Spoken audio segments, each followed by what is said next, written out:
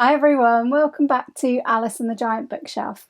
Today's video is my wrap up of all of the books that I read in January.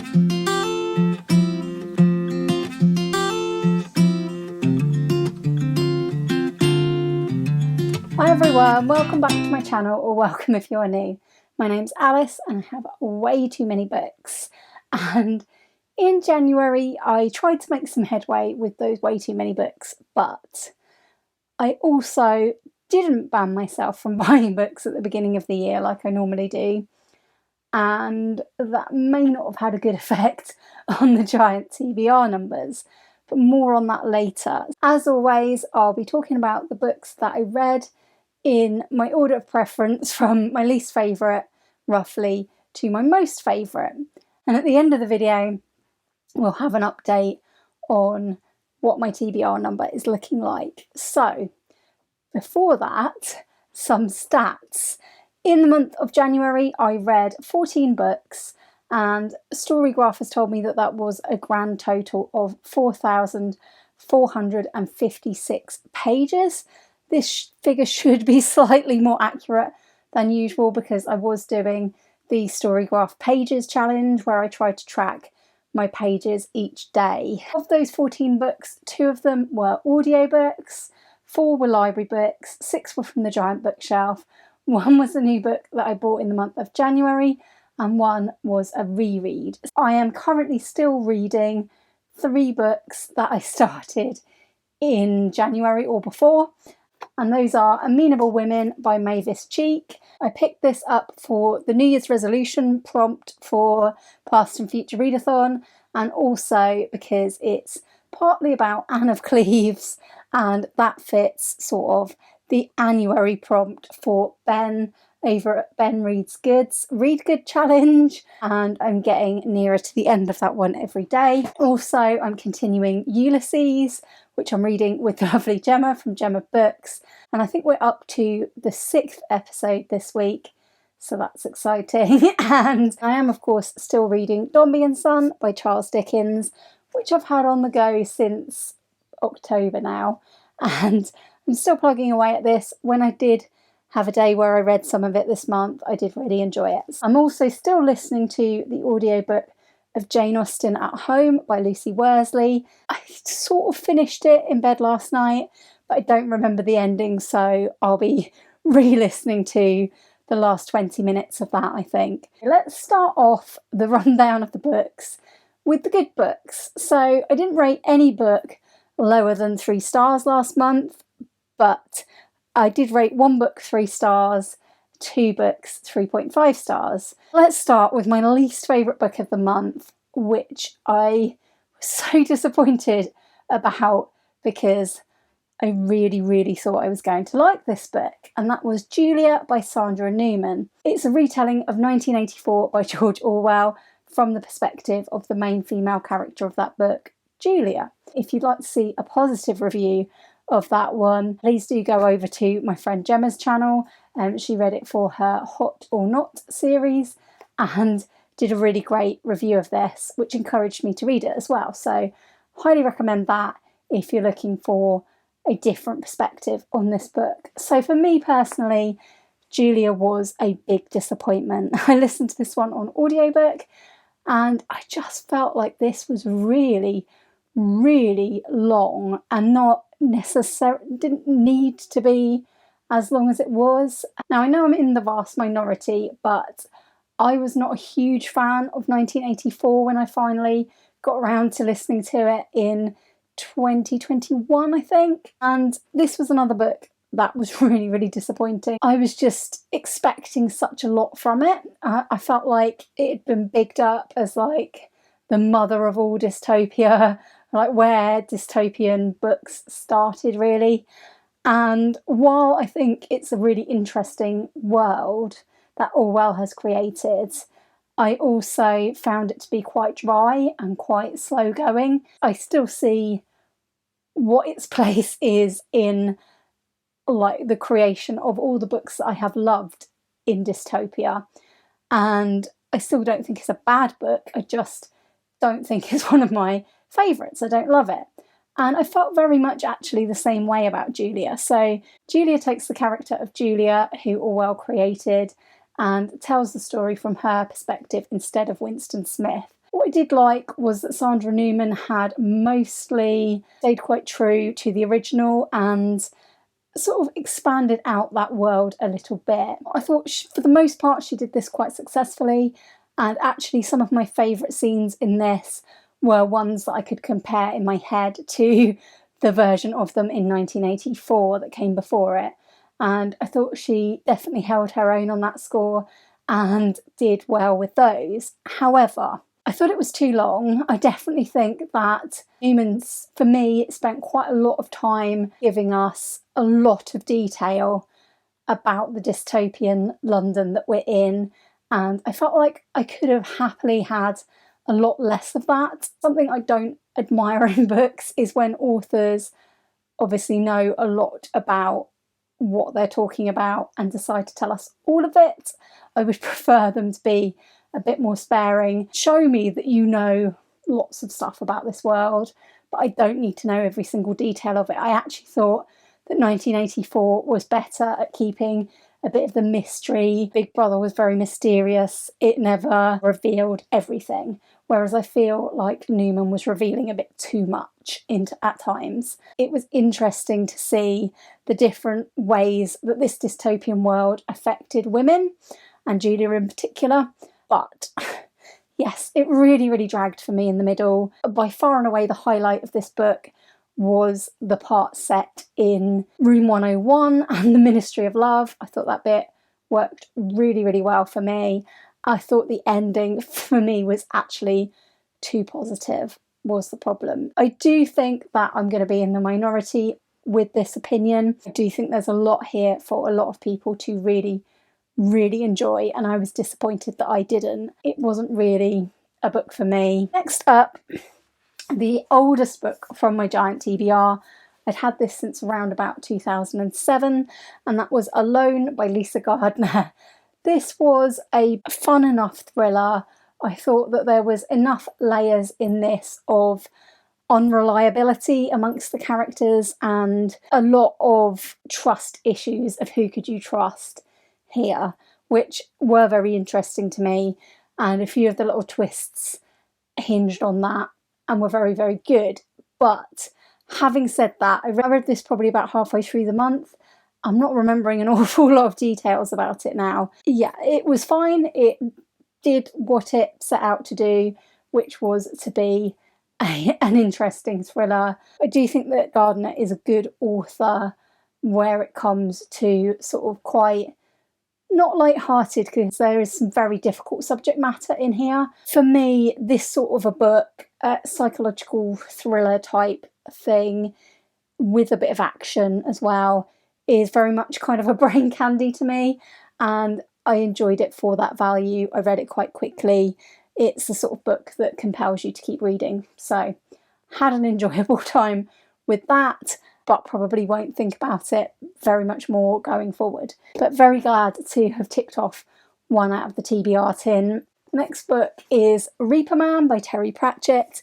I thought that this was a good book as well. I didn't love this as much as its predecessor, Mort, but this is the second book in the death sequence in the Discworld books. In this one, we enter a chaotic time in the Discworld where Death has been told he's got to step down from being Death. The world is sort of sunk into confusion because it's between deaths, and therefore people are not dying when they're supposed to.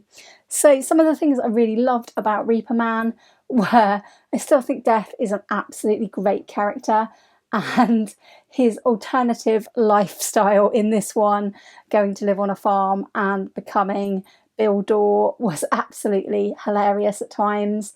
I really liked his storyline. I also really liked the storyline of an ageing wizard called Wendell Poons, who is supposed to have died quite near the beginning of the book, but it hasn't quite gone according to plan because Death is not there. I thought his storyline was very amusing as well, especially the people that he met through like the New Life group, I think it was called, something like that. This was the first book I finished this month. I actually started it in December. The reason this hasn't rated any higher is because I found it to be a bit too silly in places. Like, I really enjoyed a lot of the silliness. Some of the silliness was really, really out there, which I'm fine with, but it just meant it wasn't an absolutely top favourite read, although there were a lot of laughs and some very good characters. Kind of mid-range for this one, but only because it got a bit too bizarre for me. Still enjoyed it very much though, and I read this one with the lovely Gemma from Gemma Books. Now we move into just about into my very good category, and my second audiobook of the month, which was actually the first one that I finished. I also started this in December. I also buddy read it with Gemma, this time also with Jack from Spread Bookjoy, and that was The Heroes by Joe Abercrombie. If you've watched my videos for a little while, you might be thinking, wow, that is very low in the rankings compared to the other Joe Abercrombie books, and you would be right. 2 of the Joe Abercrombie books last year got 5 stars from me. This book, sadly, very sadly, is my least favourite in the Joe Abercrombie books so far. This one is a standalone set in the First Law world, and this one centres around just one battle. And while that may sound like a good concept and simple, sadly this was let down by feeling like there were approximately 1 million characters to follow. And certainly early on in the book, I just couldn't cope with that. There was just too many different people in this and too much going on. And I felt like it was a book that would need to be read for the politics of the world and where it's going to go next. But yeah, it did get better. As it went along, I kind of realised there was about 4 or 5 characters that were really central and important to this, and they were the main ones we were following. And once I worked that out and stopped having to like look people up, it got a lot better. I did like a lot of people's endings in this, but it was too long. I said that about both audiobooks this month. It was too long, and while I see what Abercrombie was doing, and it was quite clever with all the lots and lots of characters showing this battle, it was too many characters, and I just didn't enjoy it anywhere near as much as the rest of the First Law books that I have read. Do let me know in the comments if you're a fan of Joe Abercrombie. Where do you rank the heroes within the ones you've read? Did you enjoy having lots and lots of perspectives and this view of this one battle, or do you prefer his other ones? I'd love to hear from you. Next up, we have a book that I've already given its own video, and that is The End We Start From by Megan Hunter. I read this from the library and went to see the film of it starring Jodie Comer. Both are definitely worth a try. If you think you're interested in reading the book and watching the film, definitely go over and check out my spoiler-free review of both. This isn't my favourite apocalyptic book I've ever read, but it was quite cool. It is told in short vignettes, and I liked the main character. It was a first-person perspective, which I always enjoy. Next up, we have the book that I bought and read in the month of January, and that was a graphic novel called Fair Lady by Brian Shermer, Claudia Balboni, Marissa Louise, and Shari Chankhammer. And what sold me this was a quote on the back that says, "Fair Lady is saga with detectives. It crackles with bouncy storytelling and the art is a joy." And that was a quote from Paul Cornell. And I absolutely loved this super eye-catching cover. It's bright yellow. I loved the look of this giant muscular cat character. And this is the main character in the book, who is the titular fair lady, Jenna Faulds. And Jenna is this world's only fair lady. So there are fair men in this society, and the fair men are like private investigators, private detectives. And Jenna has become one of them when war is over and she can no longer be a soldier. So there were 5 different comics collected into this, which are all of the Fair Lady comics. Therefore, there were 5 different mystery cases. Really, really enjoyed the way this was set out. Each story had like a pre-credits sequence, a couple of pages of story, followed by a big title page. Like this one, Fair Lady, The Case of the Barbarian's Secret. I thought all 5 mysteries were pretty good. A couple of them were interesting mysteries, but not really having spectacular solutions. But I really did enjoy my time with this. The artwork is really, really stunning and by the same artist throughout. And I really liked that. There was some really cool artwork. I thought the artwork was the best thing in this. This was a really enjoyable read and a great bargainous find because I found this in the clearance bin in Waterstones for £3. If you are a fan of mysteries and comics, I would say that this is really beautiful to look at and worth picking up. So next up in my very good category, we have The Midwich Cuckoos by John Wyndham. I decided to read this for Winter of Wyndham, which is being hosted by Gareth from Book Songs and Other Magic, and I did not regret picking it up. So this was my 3rd John Wyndham book, and I would say it ranks in between the other 2. So Day of the Triffids is still my top favourite, then this, and The Kraken Wakes was one of my least favourites last year because I found it very disappointing. I still want to read everything John Wyndham has written. I think his books are really interesting. I think one thing that Wyndham is really, really good at is concepts and premises because they're always super intriguing. You always get a great setup in these. I love his writing. I love the way he chooses his characters and who his protagonists are. And this one just was very mysterious, very enjoyable. It centres around the village of Midwich that one day sort of comes to a standstill and has like a day-long blackout. Nobody can get back into the village who was outside of the village, and nobody really knows what has happened during that time. I don't want to say any more because I feel it would massively spoil this. I do think I will probably go on and watch the most recent TV series of this. I found this enjoyable. I partially listened to it on audio because it was amongst the books that you can access on Audible if you remember, and it was narrated by Stephen Fry, which was pretty joyful. Had a fun time with The Midwich Cuckoos and looking forward to reading some more Wyndham at some point.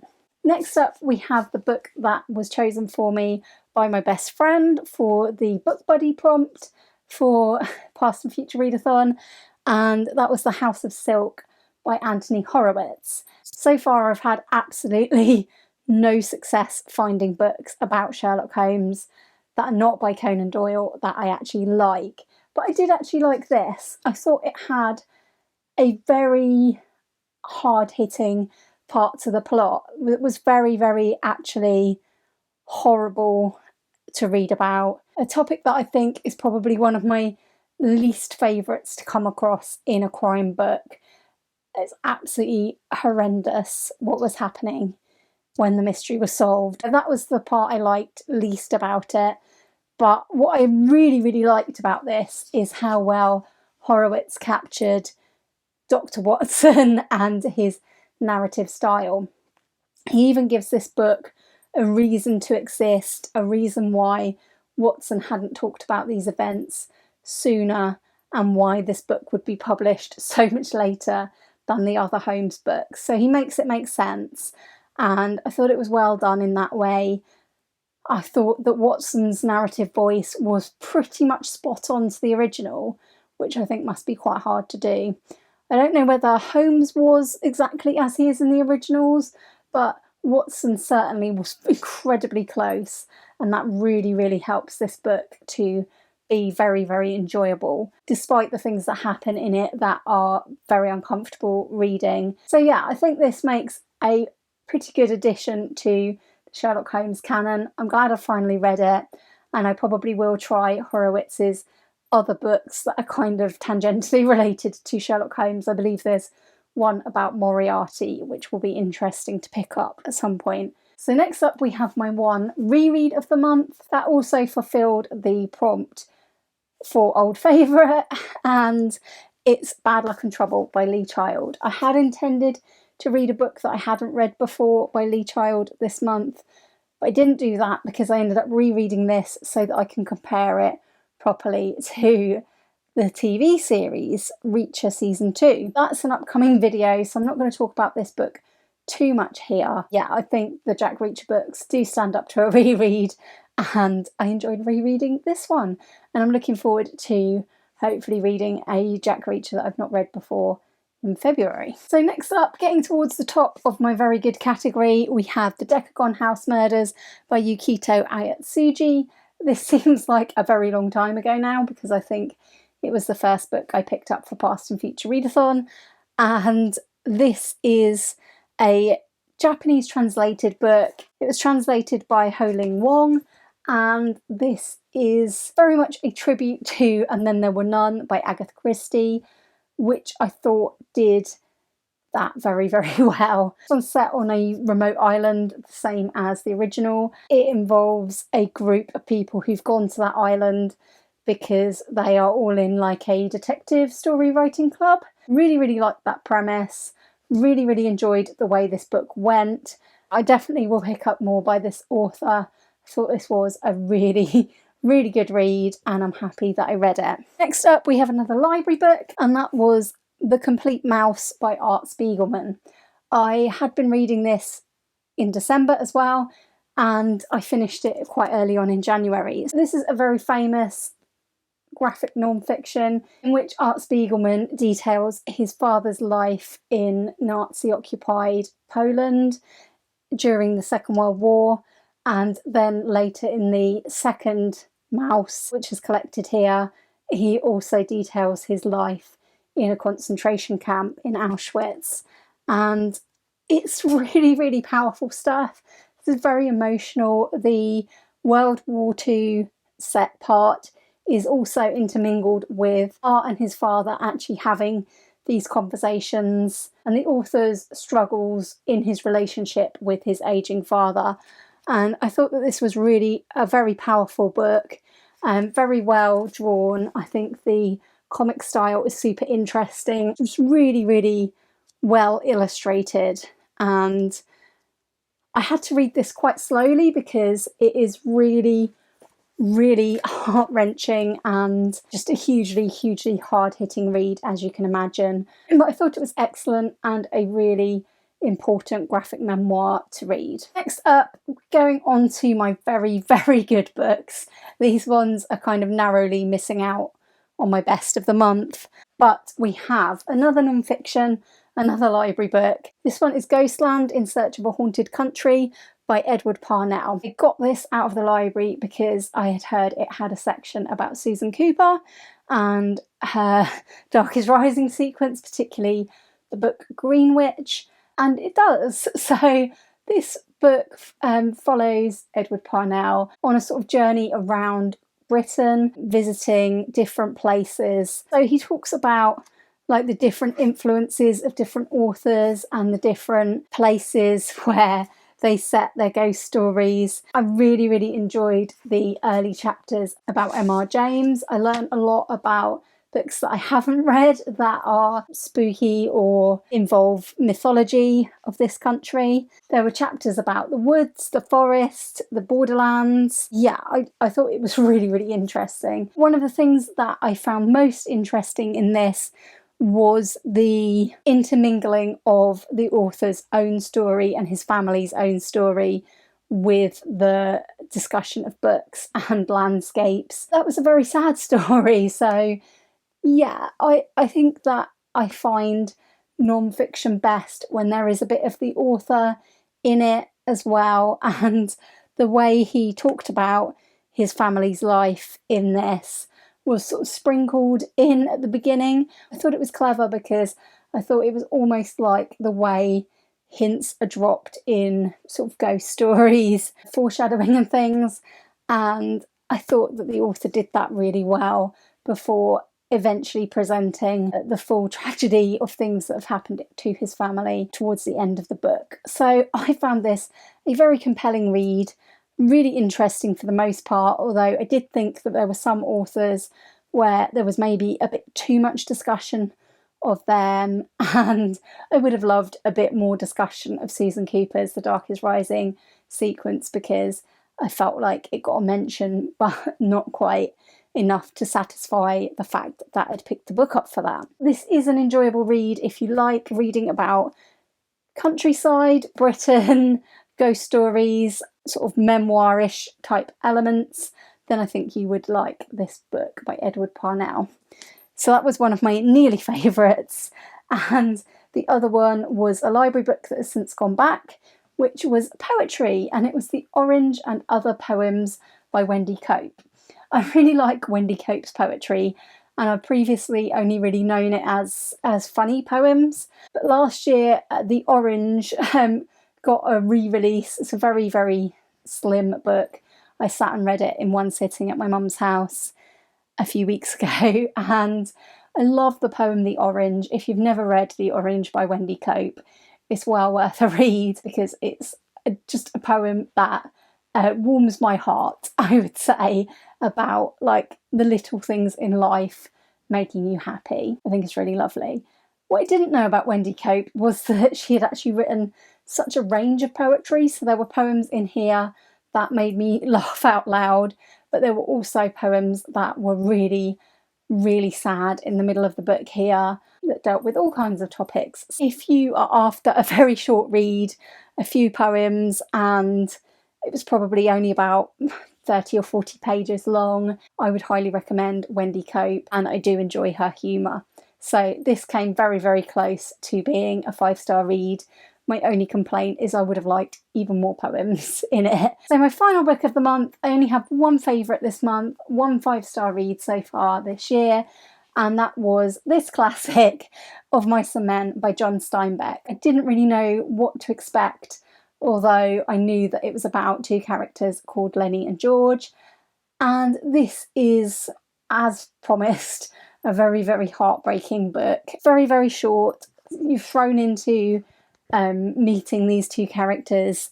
You quickly become attached to them. Without any spoilers, it's the kind of book that ripped my heart out and stamped on it. Very, very sad book. Very, very impactful. Really, really packs a punch in this tiny little book. It's only about 100 pages, but boy, is this a punchy novella. Kept me reading, really, really enjoyed it. I think John Steinbeck's writing is excellent, and I will pick up more of his books on this basis. Absolutely my favourite of the month. A very, very powerful read. That's all for the books, so there's only one thing remaining to do, and that's to tell you about the giant TBR numbers. And I will preface this with, this did not go well. I wasn't expecting it to go quite this badly, but maybe I should have book banned myself. I was starting the new year on 149 books on the giant TBR. I then hauled and read Fair Lady, so that didn't add to the TBR numbers. I also think I'm going to have to make a little bit of a book haul video, so I'm not going to show these books here, but I did treat myself to some graphic novels. I bought 4 more graphic novels, which takes us up to 153 books. And I didn't read any of those yet. I then received 3 books that were kindly sent to me by the lovely Gemma from Gemma Books when she unhauled them, and that took me up to 156 books. And although my mum and I were not starting our book subscription until February, we actually ended up buying each other a book in January because we needed cheering up. We had a book each. So that took me up to 157 books with the book my mum gifted me. And then I read 6 from the giant TBR. Those 6 were Reaper Man, The Decagon House Murders, Of Mice and Men, The House of Silk, Alone, and The Midwich Cuckoos. And that took me down to 151 books. So, unfortunately, the first month of the year, the giant TBR has gone up by 2 books. You win some, you lose some. I wasn't really expecting to start the year below 150 books after Christmas, and I did, but now it's slightly back above 150, but I feel confident I can get it back down and continue in the right direction, hopefully, in February I will buy fewer books. That's all from me today. I hope you've enjoyed this look at all of the books that I read in January. If you have, please do give this video a like, and please do consider subscribing if you haven't already. And I would love to hear from you in the comments. What was your favourite book in January? Did you read any books that you were disappointed by? Let me know all of those things in the comments down below, and I will hope very much to see you all again soon for another video all about books here on Alice and the Giant Bookshelf. Bye for now.